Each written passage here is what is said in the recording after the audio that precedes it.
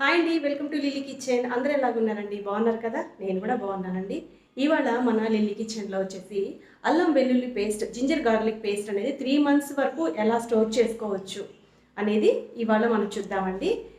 మరి అన్ని కర్రీస్లోకి అల్లం వెల్లుల్లి పేస్ట్ అనేది కంపల్సరీగా వేస్తాం కదా, అంటే బిర్యానీస్లో కానీ కర్రీస్లో కానీ మరి నాన్ వెజ్ కర్రీస్లో కానీ మరి అల్లం వెల్లుల్లి పేస్ట్ అనేది వేస్తూ ఉంటాం, కంపల్సరీగా వేస్తాం.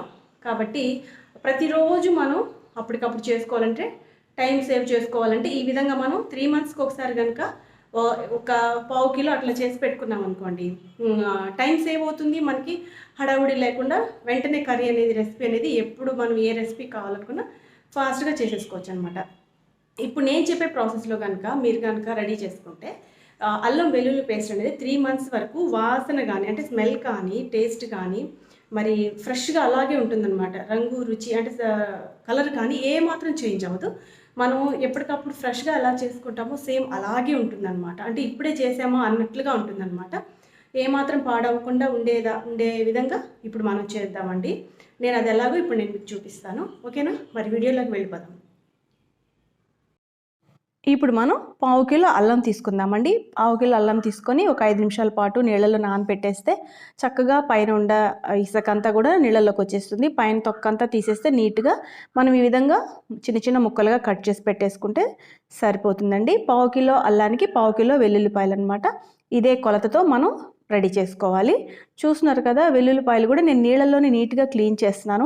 నీళ్ళల్లో ఉండకూడదు, ఎండబెట్టాలి, ఆరబెట్టాలి అనే ఫార్మాలిటీస్ ఏమీ లేవు. చక్కగా నీళ్ళల్లో క్లీన్ చేసుకొని మనం రెడీ చేసుకున్నా కూడా ఫ్రెష్గానే ఉంటుంది. మీ ముందే నేను చూపిస్తున్నాను. వెల్లుల్లిపాయలు కూడా చక్కగా నీళ్ళల్లో కడిగి అల్లం వెల్లుల్లిపాయలు నేను మిక్సీ జార్లో వేస్తున్నానండి. చూస్తున్నారు కదా, కరెక్ట్గా కొలత అయితే అల్లం ఎంత తీసుకున్నామో వెల్లుల్లిపాయలు కూడా అంతే తీసుకోవాలి. దీన్ని ఇప్పుడు మనం ఏమాత్రం వాటర్ యాడ్ చేయకూడదు. నీట్గా క్లీన్ చేసుకోవటం వరకే కానీ ఇందులో వాటర్ అయితే యాడ్ చేయకూడదండి, గుర్తుపెట్టుకోవాలి. మరి ఇప్పుడైతే నేను 1/2 టేబుల్ స్పూన్ వచ్చేసి సాల్ట్ వేస్తున్నాను. అని మన క్వాంటిటీకి తగ్గట్టు సాల్ట్ వేసుకోవాలండి. నిల్వ ఉండాలి కాబట్టి కొంచెం సాల్ట్ యాడ్ చేసుకోవాలి.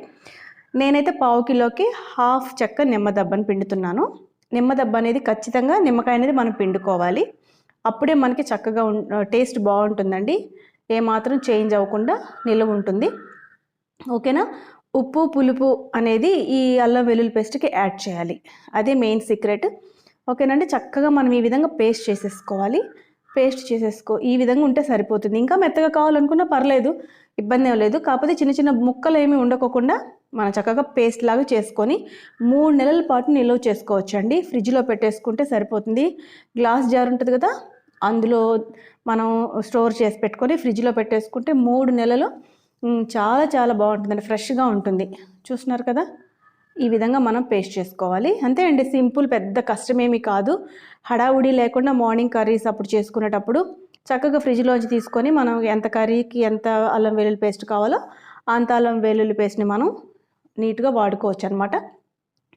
ఈ విధంగా స్టోర్ చేసి పెట్టుకుంటే మనకి శ్రమ తగ్గుతుంది, వంట తొందరగా అయిపోతుందన్నమాట, ఓకేనా?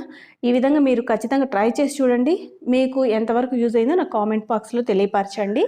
ఒకవేళ ఈ వీడియో కనుక మీకు నచ్చినట్టయితే లైక్ చేయండి, షేర్ చేయండి, సబ్స్క్రైబ్ చేయండి, బెల్ క్లిక్ చేయండి. దాని పక్కనే ఆల్ అనే ఆప్షన్ వస్తుంది. ఆల్ అనే ఆప్షన్ అయితే ఎప్పుడైతే మీరు క్లిక్ చేస్తారో నేను ఎప్పుడు అప్లోడ్ చేసిన ప్రతి రెసిపీ కూడా మిస్ అవ్వకుండా మీ దాకా రీచ్ అవుతుంది. మీరు మిస్ కాకుండా చూడగలుగుతారు, ఓకేనండి?